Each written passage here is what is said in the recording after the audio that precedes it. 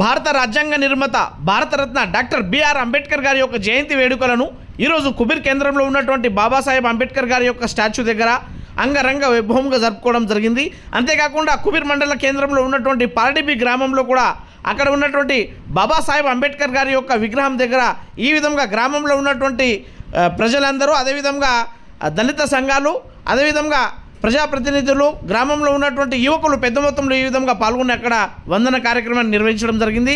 ఆ తర్వాత ఏదైతే కుబీర్ గ్రామం ఉందో అక్కడ ఉన్నటువంటి మన బాబాసాహెబ్ అంబేద్కర్ గారు గౌతమ్ బుద్ధుని యొక్క విగ్రహం దగ్గర ఈ విధంగా ఆడపడుచులు అక్కడ వచ్చి హారతి కార్యక్రమాన్ని నిర్వహించి బాబాసాహెబ్ అంబేద్కర్ గారు అదేవిధంగా ఏదైతే గౌతమ్ బుద్ధుడి యొక్క ఆలోచనలు, అదేవిధంగా వారి అడుగుజాడలు నడవడానికి కృషి చేస్తామని అక్కడ వందన తీసుకోవడం జరిగింది. అంతేకాకుండా ఈ కార్యక్రమంలో ముఖ్య అతిథిగా మన ఐటీ ప్రకాష్ రాఠోడ్ గారు, అదేవిధంగా ఈ కార్యక్రమ అధ్యక్షుడు మాల సంఘం కుబీర్ అధ్యక్షుడైనటువంటి రాహుల్ గారు, మాజీ మార్కెట్ కమిటీ చైర్మన్ మాజీ ఎంపీపీ బోడి విఠల్ గారు, మాజీ సర్పంచ్ విజయ్ గారు, మాజీ మార్కెట్ కమిటీ చైర్మన్ కందూరు సంతోష్ గారు, అదేవిధంగా బంకా బాబు గారు, బషీర్ భాయ్ గారు, వివేకానంద గారు, బీజేపీ మండల అధ్యక్షుడు ఏషల దత్తు గారు, అదేవిధంగా బీజేపీ నాయకుడు దత్తు గారు, అదేవిధంగా మన జావిద్ ఖాన్ గారు, కాంగ్రెస్ పార్టీ మైనారిటీ ముదల్ నియోజకవర్గం అధ్యక్షులు, అదేవిధంగా వివిధ గ్రామాల నుంచి వచ్చినటువంటి ప్రజాప్రతినిధులు సాప పండరి గారు,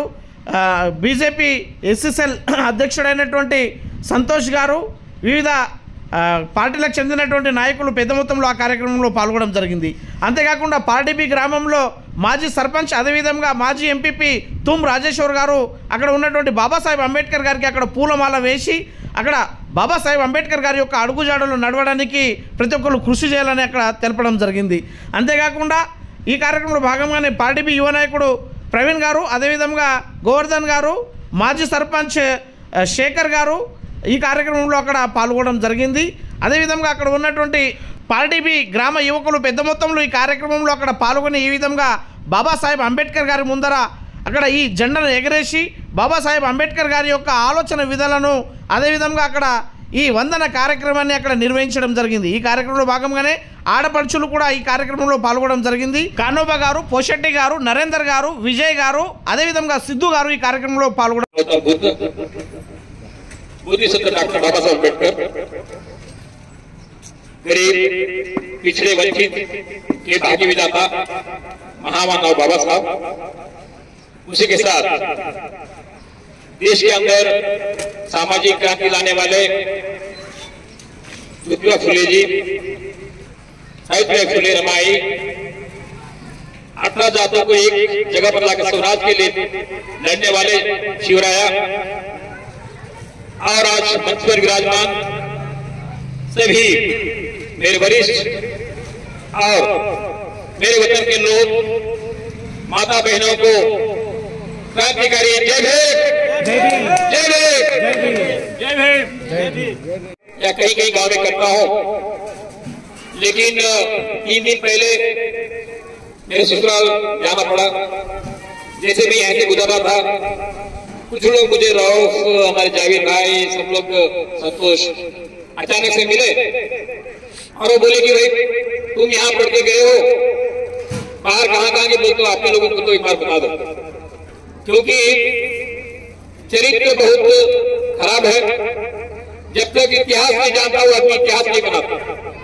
इतिहास को जानना होगा। चरित्र తెలియని వాడు चरित्र सुरक्षित लेडू, जिसको इतिहास नहीं पता वो इतिहास नहीं बनाए।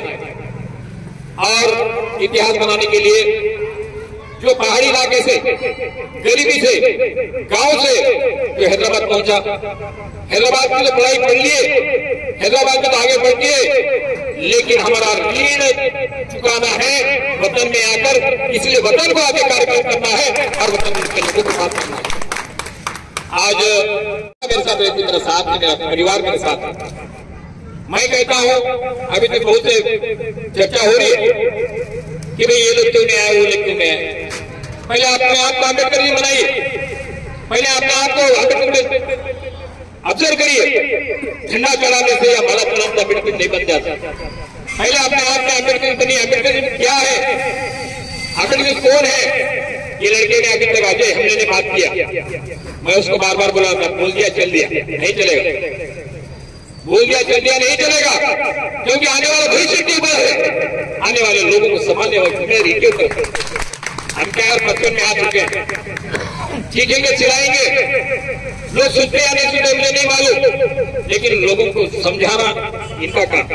आज हम लोग इसलिए बार बार फोन करके आज हमने बोला कि बाबा साहब अम्बेडकर अभी तक भाई साहब ने यहाँ पर माइक काम नहीं करा। मैं शुक्रिया अदा करता हूँ भाई साहब को कि उन्होंने एंड टाइम पे मुझे माइक लेके आया। मैं माइक के लिए नहीं करता, मुझे पहला बात करना भी पहली बात नहीं है। मैं बहुत बोलाता हूँ, बहुत चाहता हूँ, बहुत जगह जाता हूँ, लेकिन ये आवाज लोगों तक पहुंचा रहा है। जब लोगों को पहचानने की हक जो दिया है वो डॉक्टर बाबा साहब ने दिया है, और बाबा साहब ने इस बात पर मैं कहूंगा भाई है नहीं चले भाई क्या हुआ जो तुम सब लोग बोले मैंने बोलूंगा, क्योंकि बाबा साहब अम्बेडकर की जब भाषण होती है ना तो इतने लोग बड़े बड़े बात किए, विठल साहब बात किए, विजय साहब बात किए, गंगाधर साहब बात किए, नक्कू बात किया, बहुत से लोग अच्छा की बात किए, हमने बात किए, लेकिन घबराना नहीं लगता, क्योंकि बाबा साहब के 56 साल के 35 साल का जो उन्होंने संघर्ष किया, मेरे जैसे हजारों कहेंगे ना तो बाबा साहब की कहानी खत्म नहीं होती। कहीं कहीं मुद्दों मुझे बात करना है, कहीं कहीं बात करना है, उनको याद करना है किस मूल्य के क्षेत्र मूल्य हम बाबा साहब की बात करने के योग्य नहीं है। हम तो बहुत छोटे आदमी हैं, हम तो बेईमान हैं, हम तो गाड़ी लेके बंगला लेके घूम रहे, बाबा साहब अम्बेडकर नहीं घूमे। बाबा साहब के 4 बच्चों की मौत हुई और आनंद अम्बेडकर उनका बेटा था यशवंत अम्बेडकर, आनंद का देहांत हो गया। यशवंत अम्बेडकर को गुस्सा आया, पिताजी तुम गांव-गांव घूमते रहते, लोगों को भाषण करते रहते, लोगों के लिए सेवा कर रहे हो, लेकिन हमारे लिए कुछ कमाया नहीं। क्या होने वाला है? पैसा आएंगे, मित्रता आएंगे, प्रकाश आएगा 2 रुपए का, माला चलाएगा चल जाएगा, कुछ नहीं बनेगा। लेकिन ये बात याद रखिए, किसी के महल, किसी का पैसा, किसी का प्रॉपर्टी नहीं रहेगी, लेकिन आपकी विचारधारा जब तक चांद सूरज रहेगा तब तक रहेगा, वही तक वाला तक। हमने चांद को देखा, हमने तारा को सितारों को देखा, लेकिन इतने बड़े महान व्यक्ति को किसी विश्व में नहीं देखा। कोई डॉक्टर बाबा साहब आपके तो बात करना नहीं है, हम क्या कर रहे हैं, ये समाज कहाँ जा रहा है? समाज को बचाने की जिम्मेदारी हमारी थी। मैं खास करके बताता हूँ, कोई निकलता अभी गाँव के एक मंडल प्रेसिडेंट उस जमाने में हम उनके पास जाने के लिए डरते थे। क्यों डरते थे? तो विद्यार्थी के टीचर बन के मंडल प्रेसिडेंट बने थे। मुझे पिताजी क्या थे अभी तक है, ये क्या हमारे पिताजी अभी तक देंगे नहीं थे, मेरे पिताजी अभी तक देंगे नहीं है, तब भैया खुद इतना लोग अभी तक करने के लिए, क्योंकि बाबा साहब अम्बेडकर आया इसलिए मेरे को क्या बोलता। कोई बीसी वाला हो, कोई एससी वाला हो, एससी वाला हो, किसी का बाप यहाँ ऑफिसर नहीं है, किसी का बाप ऑफिसर नहीं है, कलेक्टर नहीं है, उसके बावजूद हम यहाँ है क्योंकि बाबा साहब पैदा और ये हमारे किस्मत है तो बाबा साहब ने जो काम किए वो हम तक पहुंचा, नहीं तो हम क्या करते। बाबा साहब दत्तो ना तो ये बात है बाबा साहब अम्बेडकर मेरा बात इसलिए क्या कहते हैं, अभी किसी ने बताया युग, हमने कितना युग नहीं देखा, हमने तेरी युग नहीं देखा, हमने द्वापर युग नहीं देखा है, अम्बेडकर युग देखा है, इसे कोट मारते लोग बोलते प्रकाश साहब घूम रहे 2-3 शादियां हैं, सब जान रहे प्रकाश राठौड़ अगर कोर्ट निकला खुद गुनाहगार है। मिसेज बोल गई, मैं भी बोल रहा हूँ शादी के लिए बोला राजे हो जाएगी शादी, बुला है तो तुझे तो शादी होनी भाई, लेकिन मेरे विचार कब तक पहुंचेंगे, लोगों तक कब पहुंचेंगे? नानक चंदू रत्तू बाबा साहब अम्बेडकर का यहाँ उनका इंतकाल 1936 में हुआ, 1936 में उनका देहांत हुआ। बाबा साहब शुगर से ढूंढ रहे थे, लेबरों के काम कर रहे थे, हम किस बात की बात करें बाबा साहब की? अगर महिला यहाँ पर मैं बैठा, सब लोग आए थे, भाई से गाली मीमलो बसा, मैं बोला बैठो, ये मेरा हक नहीं है, बाबा साहब ने तुमको ये बिठाया है, बाबा साहब ने बिठाया है। 1942 में लोग 12 घंटे काम करते थे, अपना खून पसीना बहा करके 8 घंटे का जो योजना किया वो डॉक्टर बाबा साहब ने किया।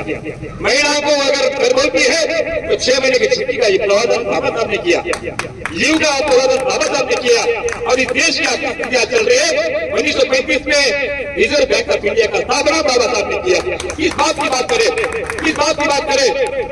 मैं एक छोटा सा परिवार का आदमी, एक लंबाड़ा आदमी, मैं हमारे लंबाड़े लोगों को बार बार कहता हूँ, वो लोगों ने बाबा साहब ने क्या किया, हमको क्या किया। हम लोग 77 में हम लोग भी रिजर्वेशन में आए, 77 में हम रिजर्वेशन में आए। बाबा साहब तो 56 में मरे, हमको क्या किया।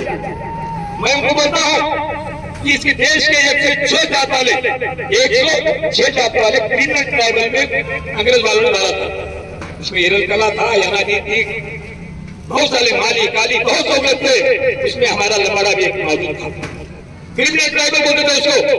लेकिन 1951 के अंदर एक देसी गुंडा के नाम का एक खिलाड़ी और एक खिलाड़ी के बाद उन्होंने असेंबली में गया था। उसने बोला मेरा दादा गलती किया होगा वो क्रिमिनल होगा, मेरा बाप गलती किया होगा वो क्रिमिनल होगा, मैं गलती किया होगा मैं क्रिमिनल होगा, मेरे वाइफ के मेरे बीवी के कोख में पैदा होने वाला बच्चा क्या गलती किया इसको क्रिमिनल ट्राइबल बन डालते। ये जब उन्हें सवाल उठाया तो बाबा साहब के दिमाग में बैठा 31 अगस्त 1952 में सभी क्रिमिनल को तीनों की बैठ में डाला, वो डॉक्टर बाबा साहब है। और इसकी वजह से क्या बात कर रहा है। और वो लोग डीएसपी बने, प्रोफेसर बने, काकाजी बने, काकाजी बने, अच्छे बने कि बेवकूफ बने कि नहीं मालूम, देश को उधर ही गए वापस। तो कौन बना लेता हमको, वतन पे कौन बोलना है, वतन पे हमको बोलना है। यहाँ कांटे भी है फूल भी है, हम कांटे भी चलेंगे फूल में भी चलेंगे। और बाबा साहब के विचारों को हमारे लोगों को पहुंचा दें। यहाँ कांटा नहीं और फूल नहीं, हम तो उसको जाना है। गरीबी से बाहर आना हो, गरीबी से बाहर ना हो तो लड़ना सीखो, और लड़ना हो तो पढ़ना सीखो। बिना पढ़ने की लड़ाई व्यर्थ है। तो मैं आज अजय हमले की बात करूं, अजय हमने एक बार बात किया लेकिन मैं उसको भूलूंगा नहीं और उसको जिम्मेदारी डालता हूं। बात करना चले जाना नहीं, समाज तुम जैसा बात करेगा तेरे पीछे लग जाए कल से लोग। बहुत कॉलेज हुआ क्या, बहुत पढ़ लिया क्या, इसका बात लाखों लोग बात करने दो। बाबा साहब अगर एक साथ में है ना, वही कोई मिसाल हमारे प्रकाश समय से उठता है, रात में 5 बजे उठ गया, आवाज से बात करता हूँ, 2 घंटे बात कर लूंगा, 6 घंटे बात करूंगा, क्योंकि बाबा साहब की जिम्मेदारी हमारे ऊपर पड़ी हुई है। तो क्या खा रहे हैं, सांस ले रहे हैं, कपड़े पहन रहे हैं, गाड़ी में घूम रहे हैं, मेरे बच्चे बड़े हैं तो सिर्फ तुम्हारा साथ तुम्हारे पर मेरा कर्ज नहीं है, आप लोग कर्ज मेरे ऊपर, मैं कर्ज चुकाना है, कर्ज निभाना है। कर्ज चुकाने के लिए कर्ज निभाने के लिए आता लोग निभाना। अगर किसी को बोल लगे तो बोल देना रोक दूंगा। ये रुकने वाली घड़ी नहीं है, ये बिना बैठने की है, इसकी बैठने कभी खत्म नहीं हुई। जब तक सांझ जाएगी तभी बैठने खत्म नहीं। तो वहां की पुलिस जाके उसका संदूक खोले, बोले तुम्हारे पास कुछ है क्या, 45 की का बुक है, कुछ नहीं मिला। तो वो बोले मैं पढ़ाई करने आया हूँ, गरीब आदमी, मैं देश के मेरे जो गरीब सामाजिक न्याय के लिए, पढ़ाई के लिए, आर्थिकता के लिए जो लोग गूंज रहे हैं उनके लिए मैं कुछ करना बोल गया, पढ़ने के लिए आया, वही उनमें से नहीं। तो वो मालूम है लाल और लाल बोल गया उनके पास, घर देश क्या बात है, पढ़ने आया नहीं, बोले आप हमारे साथ जुड़ो और हम एक मिलकर लड़ेंगे। वो बोले तुम्हारी झगड़ा अलग है, मेरा झगड़ा अलग है। मेरे वंचित लोग आज एससी बीसी एसटी बोल रहे, 1930 तक कोई एससी एसटी बीसी नहीं था, पैसे वाला अधिकारी कोई थे। बीसी मतलब बैकवर्ड क्लास, ये जात नहीं है। मैंने कहा बड़ी बात करके सुनो, इकोनॉमिकल वीकर सेक्शन बड़े लोगों को भी बोल रहा हूं, हमारे लिए नहीं करे, एससी के लिए करे, एसटी के लिए करे, बीसी के लिए करे। और एक सवाल मोस्ट बैकवर्ड क्लासेस का लगा के गए, इसीलिए आज इकोनॉमिकली वीकर सेक्शन बड़े लोग भी फायदा उठा रहे हैं। ये सबको मालूम है, हमारे लिए नहीं रहे। इस धरती के ऊपर, इस इंडिया के अंदर जो जो पैदा हम के लिए सोच के गया है, इस ढंग से बोलते हो किए जाता है, माला का है, हमें लंबाड़े का। लेकिन मेरे विचार बाबा साहब के, मुझे खून से मत जोड़ो, विचार से जोड़ो। बाबा साहब अम्बेडकर सभी लोग ऐसा बोले कि रात में उठे, इन लोग बोले थे कि मीटिंग हुआ, उसको बोले थे कि भाई वोट किसको मिलना चाहिए। एक बोला डिग्री वाले को मिलना चाहिए, दूसरा बोला हम टैक्स में हमको देना चाहिए, तीसरा बोला जिसको प्राप्त है उसको देना चाहिए। तो उस जमाने में डिग्री करने वाला डॉक्टर बाबा साहब अकेले थे। बोले यार डिग्री पढ़ने वाला आदमी मैं अकेला हूँ तो अकेला क्या करूं? वो बोले कि इस देश के अंदर जिसके भी एक मुंडी तो हाथ और पैर है, हर व्यक्ति को वोट का हक मिलना चाहिए, वो वंचित कोई भी हो। इसके वजह से तुम्हारे पास मेरे पास इतने लोग या बैठे हो तो कुछ ना कुछ है, मेरा भी है, उनका भी, सबका भी है। वोट का हक में तो कोई किसी ने पूछा था भाई, उसमें बोले पार्लियामेंट से बाहर निकल रहे थे, आचार्य कृष्णाजी जी बोले क्या अम्बेडकर जी बहुत हंस रहे हो, क्या बात है, बहुत खुश हो? वो बोले साहब मैं इसलिए खुश हूँ, कल तक रानी के पेट से राजा बनते थे, कल तक रानी के पेट से राजा पैदा होते थे, अभी वोट के पेटी से राजा बनेंगे तो मेरे लोग बनेंगे। क्या डॉक्टर बाबा साहब क्या बात करने से आता है? एक बात जान के देखो, बीवी को साथ में लेकर कितने नौकरी वाले बीवी साथ में लेते बताओ मेरे को। पहले अपने घर से शुरुआत करो, अपने बच्चे से शुरुआत करो, अपने गांव से शुरुआत करो, उसके बाद बात तो गुरु नहीं है, क्यों बनाए, पहले तुम बनाओ। क्या कम है, हजारों लोग काम नहीं काम जाने दो, 2 आदमी को अम्बेडकर में तुमसे क्या चाहिए? सभा चाहिए, ताली मारने के लिए, झगड़ा करने के लिए, या तालियां नहीं होना है समाज का विकास के लिए। एक आदमी हो सकता है, एक आइडिया सारे देश में डाला, जैसा एक प्रकाश राठौड़ एक खेड़े गांव में आ रहा है, कई गरीब लोगों को फोन करता हूँ, जो हो रहा है हो रहा है, नहीं हो रहा नहीं हो रहा है, कोई बात और फोन आया तो मैं खबरता नहीं, फोन आने बदले में काम कर सकता है। लेकिन मेरे जुबान से अगर मेरा दुश्मन है किसी का भी आने कोई खून का भी हो, अगर मेरे जुबान से किसी का काम होना होगा मैं समझ तो उससे बड़ा भाग्य मेरा और कोई होगा। तो मैं ज्यादा बात नहीं करती, धूप भी है, धूप भी कुछ नहीं है, हम तो बाबा साहब के भक्त है, हम आंदोलन लगते नहीं है, बाबा साहब के भक्त पढ़ के बात करते हैं ना, पढ़ के बात करते हैं, बाबा साहब की बात करते हैं, किसी की सुधारने की बात करते हैं, समाज की नहीं।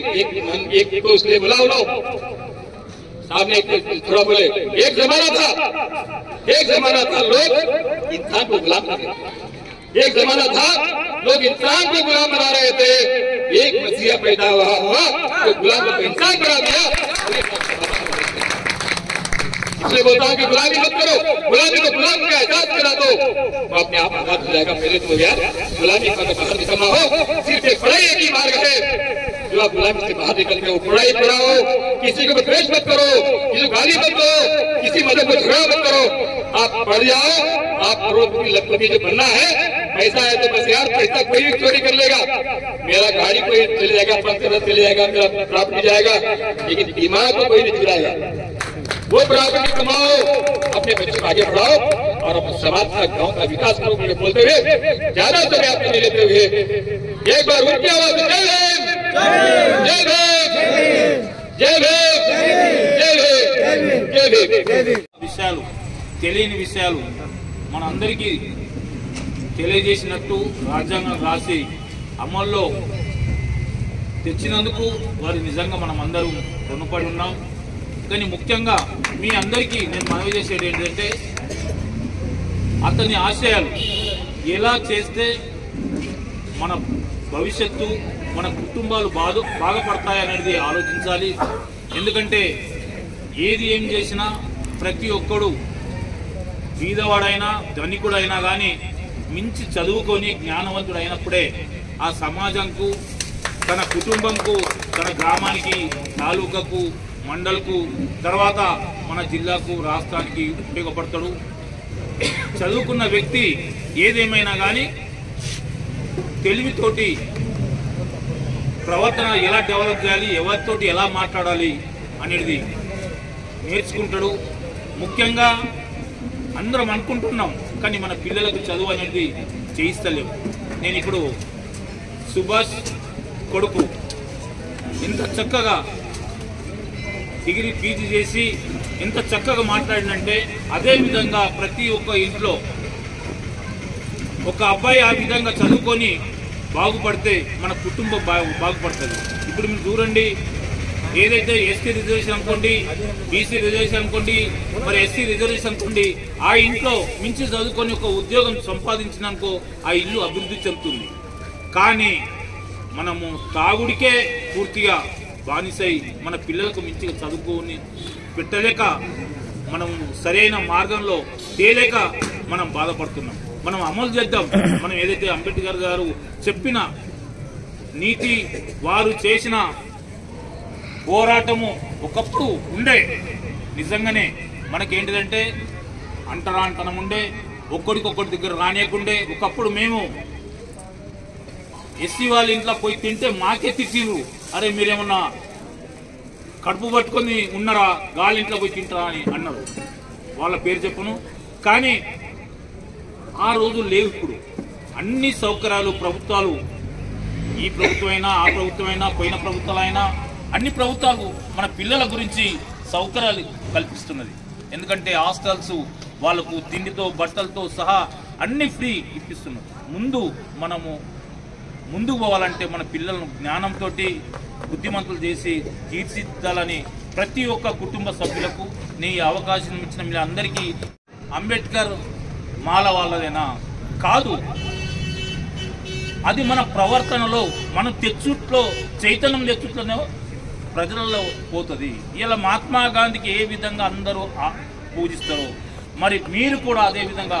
ఇప్పుడు ఎవరన్నారు, మన ధర్మకిరణ్ అన్న తర్వాత ఇంకోరన్నారు, మన శంకర్ గారు కూడా ఏమన్నారంటే మన పిల్లడి బర్త్డే ఉంటే ఏ విధంగా పిలుస్తామో మనం కూడా అందరికీ ఆధారంతో పిలిచి మీరు తప్పనిసరిగా ఈ రోజు రాలి అని పిలిస్తే తప్పకుండా అదే ఆ విధంగా చేయాలి. ఏవైతే మన బాధ్యత మన ఉన్నదో మనం చేయకుండా ఇంకోరితో చెప్పాలి. మరి ఏది ఏమైనా ఒక కులం గురించి, ఒక మతం గురించి ద్వేషాలొద్దు. మనం ఏదైనా పుట్టినం కువీలనే భారతదేశం అని మనం ఎక్కడ పోయేటోళ్ళం కాము. ఒకళ్ళకొకళ్ళు మర్యాదగా, ఒకళ్ళ కులస్తులకు ఒక మతస్థులకు మర్యాదగా మాట్లాడుతుంటేనే ఒకళ్ళ ప్రేమ పెరుగుతుంది. కానీ వాడిట్లా ఈడిదిట్లా తిట్టుకుంటూ పోతే ద్వేషాలు పెరిగి మన దాంట్లో గొడవలు జరుగుతాయి. దయచేసి యువతకు మనము తప్పుతో పట్టబీయకుండా మనం జాగ్రత్త, మనం మాట్లాడే మాట ఎంత చక్కగా ఉండాలంటే ప్రేమతోటి వాడికి ఎదురువాడికి సంతోషపడేటట్టు ఉండాలి.